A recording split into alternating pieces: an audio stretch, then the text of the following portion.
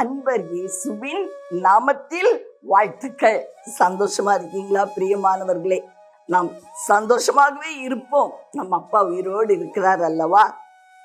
என் வீட்டிலையும் கூட நான் அதைத்தான் எப்பொழுதும் சொல்லுவேன். நம்ம அப்பா உயிரோடு இருக்கிறார், நம்மை பார்த்து கொண்டு இருக்கிறார். அவர் தூங்குறதே இல்லையா? நாம் சந்தோஷமா இருப்போம்.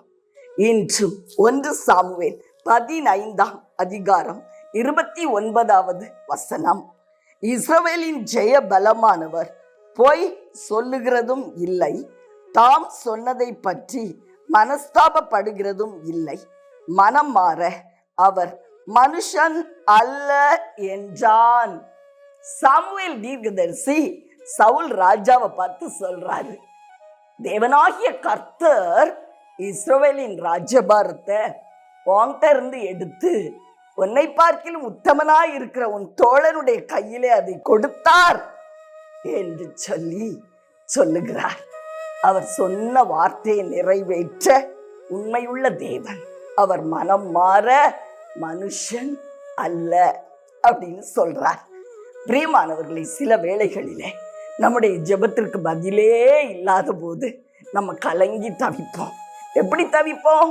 ஐயோ, தேவன் என்னை விட்டு தூரம் போயிட்டாரோ, என்னை பார்க்கலையோ, என்னை கேட்கலையோ, மனம் மாறிட்டாரோ, வாக்குத்தத்தம் நிறைவேறலையே, வாக்குத்தத்தம் தந்த பிறகு நான் அவரை விட்டு தூரம் போனதுனால அவர் மனம் மாறிட்டாரோ, நான் அவரை சந்தோஷப்படுத்த தவறிவிட்டேனோ, எனக்கும் தேவனுக்கும் மத்தியில ஏதோ ஒரு கேப் ஆயிடுச்சோ, எதனால தேவன் எனக்கு இன்னும் பதில் சொல்லவில்லை? பிரியமானவர்களே, வேதம் சொல்லுகிறது அவர் மனமாற மனுஷன் அல்லவாம். ஒரு விசை என்கிட்ட ஒரு பொண்ணு, அவ வேலை செய்து கொண்டிருந்தாள். அவருடைய கணவன் 6 கொலைகளை செய்து தீர்ப்புக்குள்ளாகி சிறையில் அடைக்கப்பட்டிருந்தாள். இந்த பெண்ணோ அவனை குறித்து அழுது கொண்டே இருப்பாள். ஒரு சின்ன பெண் பிள்ளை எனக்கு இருக்கிறாள் அம்மா, என் கணவன் மரித்து விட்டால் நான் விதவையாகி விடுவேனே, ஏற்கனவே என்னுடைய சகோதரிகள் 2 பேர் விதவையாய் இருக்கிறாங்களே, என் குடும்ப சாபம் அப்படித்தான் போலும், என்னையும் விதவையாக்கி விடும் போல தோன்றுகிறது அப்படின்னு சொல்லி வேதனையோடு பேசிக்கொண்டிருப்பாள். நான் அவளுக்காக ஜெபித்த பொழுது நான் சொல்லுவேன், நீ விதவையாவதே இல்லை, தேவன் சொல்லுகிறார் உன் கணவன் உயிரோடு தான் இருப்பான், உன் ஜெபத்தை கர்த்தர் கேட்டார் என்று நான் சொல்லுவேன்.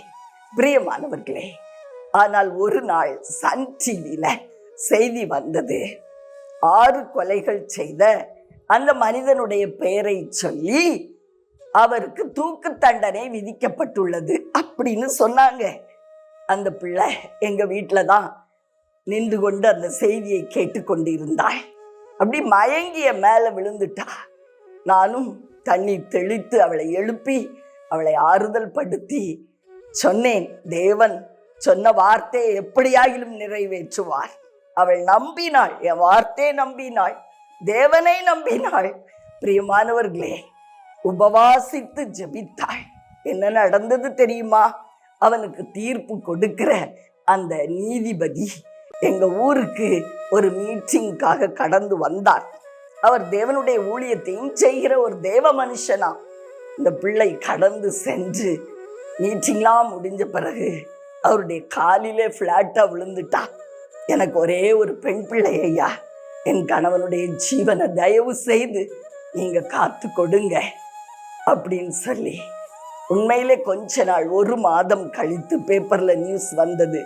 குறிப்பிட்ட அந்த மனுஷனுடைய பெயரை சொல்லி 6 கொலைகள் செய்த இந்த மனிதனுக்கு தூக்கு தண்டனை ரத்து செய்யப்பட்டு ஆயுள் தண்டனையாய் மாற்றி கொடுக்கப்பட்டது. இன்றும் அவன் உயிரோடு இருக்கிறான். 6 மாதத்திற்கு ஒரு விசை தன்னுடைய வீட்டிற்கு வருவான். 1 மாதம் தங்கி இருப்பான். தன் மகளோடு நேரம் செலவழிப்பான். மனைவியோடு சந்தோஷமாய் இருப்பான். இயேசுவையும் அறிந்து கொண்டான். சில வேளைகளிலே என்னிடத்திலே ஜெபிக்கும்படி வருவான். பிரியமானவர்களே, கர்த்தர் மனம் மாற மனுஷன் அல்ல. அந்த பிள்ளையுடைய கண்ணீரை பார்த்தார். அவளுடைய ஜெபத்தை கேட்டார். அவளுக்கு ஒரு வாழ்வை கொடுத்தார். அவளுடைய மூத்த சகோதரிகளைப் போல ஒரு விதவையாய் காணப்படவில்லை. பிரியமானவர்களே, தேவன் உண்மையுள்ளவர். அவர் மனம் மாற மனுஷன் அல்ல. வேளை வரும்போது அவர் சொன்ன வார்த்தையை உங்க வாழ்க்கையில நிச்சயமாகவே அவர் நிறைவேற்றி தருவார். இன்னைக்கு மௌனமா இருக்காருன்னு சொல்லி நீங்க கேள்வி கேட்காதீங்க. அவர் மௌனத்திற்கு பின்பதாக வேலை செய்து கொண்டுதான் இருக்கிறார். நமக்கு பார்க்கறதுக்கு மௌனமா இருக்கிறது போல தோன்றும். அவர் வேலை செய்து கொண்டு இருக்கிறார். உங்களுக்காக, எனக்காக சரியான நேரத்துல நம்ம அவரிடத்திலிருந்து பெற்றுக்கொள்ள வேண்டியதை பெற்றுக்கொள்ளுவோம். உங்களுக்காக ஜெபிக்கட்டுமா பிரியமானவர்களே? அன்பின் பரலோக தகப்பனே, அருமையான எங்கள் நல்ல இரட்சகரே, ஆவியான அன்பு தெய்வமே, இஸ்ரவேலின் ஜெய பலமானவர், பொய் சொல்வதும் இல்லை, தாம் சொன்னதை பற்றி மனஸ்தாபப்படுவதும் இல்லை. மனம் மாற அவன் மனுஷன் அல்ல. அவர் மனுஷன் அல்ல. தெய்வமே, இந்த நல்ல வார்த்தைக்காய் நன்றி. எங்களுடைய வாழ்க்கையிலையும் நீங்க சொன்ன அந்த வாக்குத்தத்தத்தை கட்டாயம் நிறைவேற்றி தருவீர். மனம் மாற நீர் மனுஷன் அல்ல அல்ல என்று நாங்கள் 100% நம்புகிறோம் ஐயா. உம்முடைய கிருபை எங்களை வாழ வைக்கும். நீர் சொன்ன வார்த்தையை நிறைவேற்றி எங்களை ஜெயமுள்ளவர்களாய் மாற்றிவிடும். இயேசுவின் நல்ல நாமத்தில் உம்மை நம்பி இருக்கிறோம் நல்ல பிதாவே. ஆமென்.